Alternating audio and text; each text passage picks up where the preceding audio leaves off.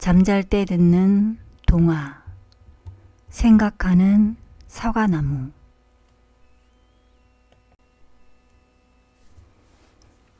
장님의 등불. 한 젊은이가 어두운 밤길을 걷고 있었어요. 그런데 맞은편에서 장님이 등불을 들고 걸어오는 것이 보였어요. 젊은이가 궁금해서 장님에게 물어보았어요. 보아하니 장님인 듯한데 어째서 등불을 들고 다니십니까? 그러자 장님이 대답했어요. 나는 장님이라 앞을 볼 수가 없지요. 그러나 선생과 같이 눈이 밝은 사람들은 이 등불을 볼 수 있지 않습니까? 이 등불은 내가 보기 위한 것이 아니라 나를 보여주기 위한 것입니다. 장님의 말을 듣고 젊은이는 큰 깨달음을 얻었습니다. 이야기 속에 나오는 장님은 육체의 눈으로는 아무것도 볼 수 없으나 생각의 눈으로는 모든 것을 볼 수 있는 사람이었답니다. 하나님은 영리하시기도 하지. 프랑스에 게로라는 이름을 가진 농부가 있었습니다. 게로는 건강하고 부지런하며 노래도 잘 부르는 농부였습니다. 그런데 게로에게는 이상한 버릇이 하나 있었는데 그건 끊임없이 불평하는 습관이었어요. 햇님은 왜 둥글게 생겼담? 네모꼴로 생기면 더 멋질 텐데. 세상에는 왜 남자 여자만 있지? 남자도 아니고 여자도 아닌 사람도 있는 게 편리할 텐데. 세상에는 왜 아버지가 하나뿐일까?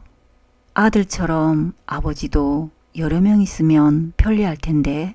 사람의 눈은 왜 두 개뿐이야? 뒤통수에도 있고 손가락에도 있으면 참 편리할 텐데.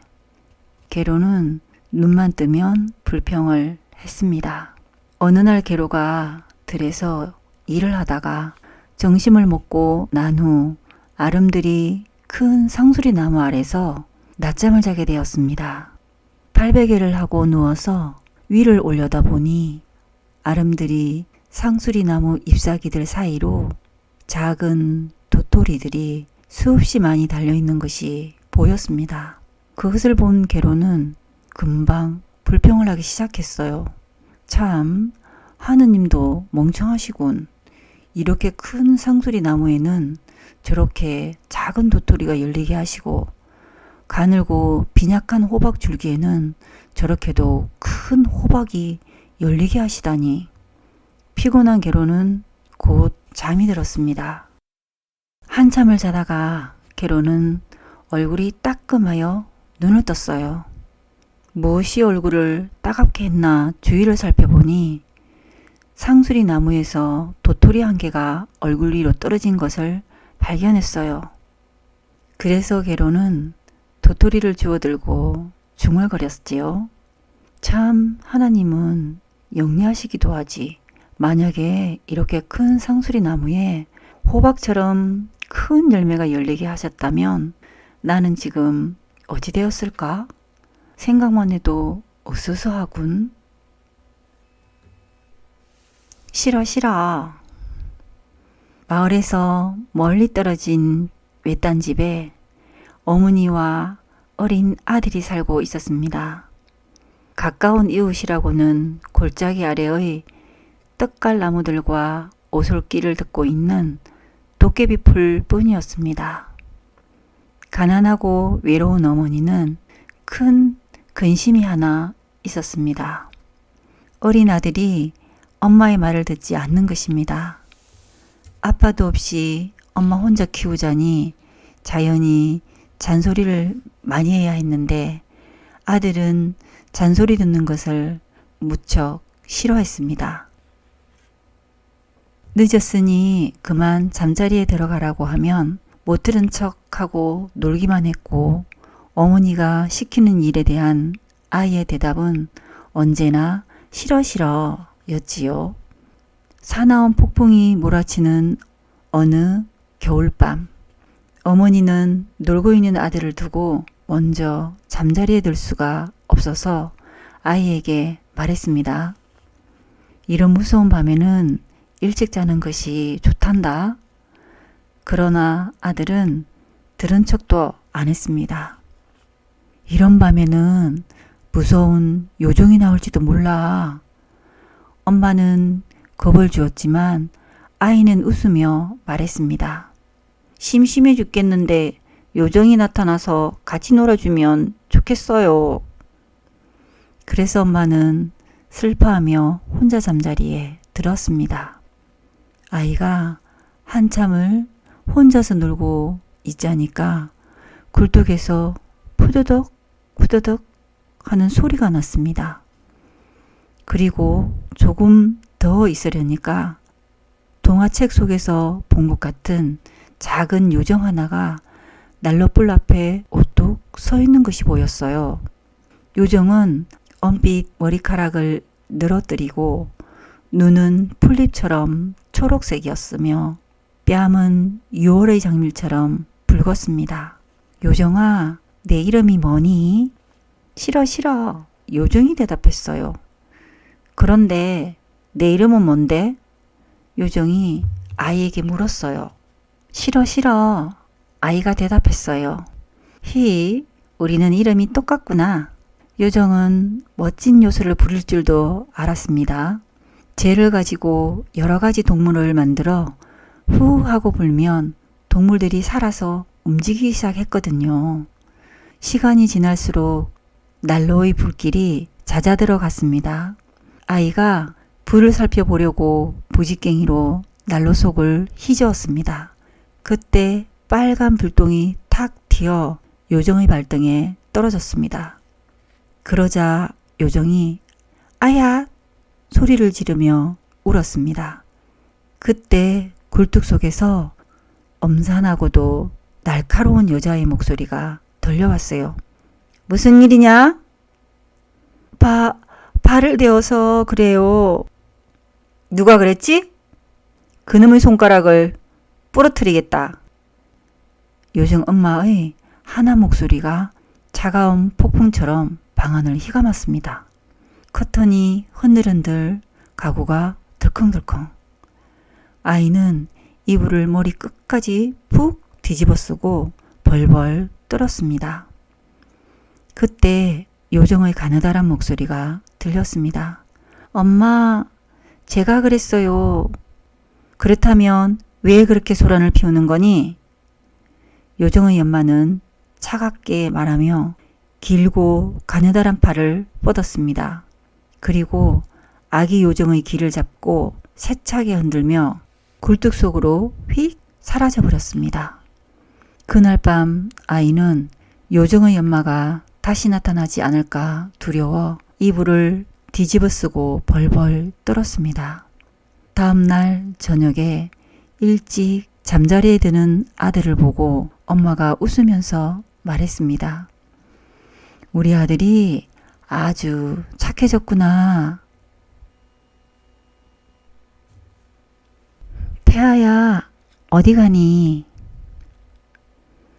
옛날에 내기를 몹시 좋아하는 왕이 있었습니다. 왕은 내기를 너무 좋아한 나머지 자기가 낸 3가지 시험에 통과하는 사람을 사위로 맞이하겠다고 온 나라에 방을 붙였답니다. 그래서 나라 안의 많은 젊은이들이 구름처럼 궁궐로 모여들었어요. 궁궐에서 멀리 떨어진 깊은 산속에 사는 촌뜨기 태아도 시험을 보기 위해 길을 떠났습니다.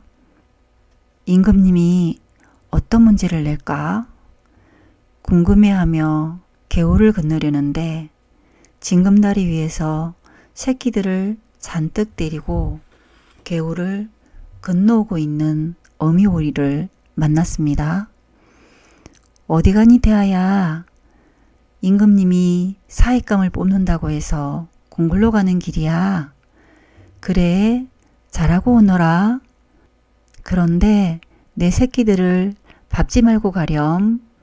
아까 어떤 젊은이가 내 새끼를 밟고 가서 내 새끼들이 다쳤단다.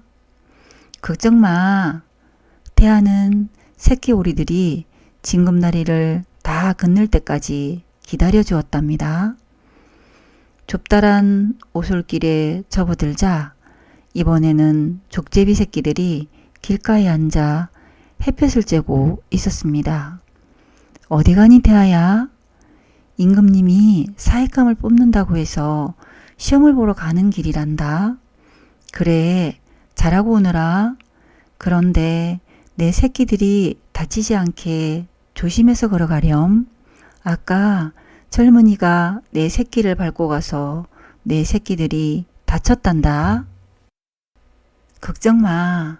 태아는 어린 쪽제비들이 푸더덕 장난치는 오솔길을 피해 다른 길로 걸어갔습니다. 향기로운 아카시아 숲을 지날 때 엉덩이가 큰 꿀벌 한 마리가 붕붕거리며 날아와서 물었습니다. 어디 가니 태아야? 임금님 사이가 되려고 궁궐로 간단다. 오, 그래? 그럼 잘 다녀와. 그런데 애써 만든 내 벌집을 건드리지 말고 가렴. 아까 어떤 젊은이가 내 벌을 건드려 엉망으로 만들어 놓았단다. 걱정 마. 태아는 조심스럽게 고개를 숙이고는 벌집을 하나도 건드리지 않은 채 아카시아 숲을 빠져나왔습니다.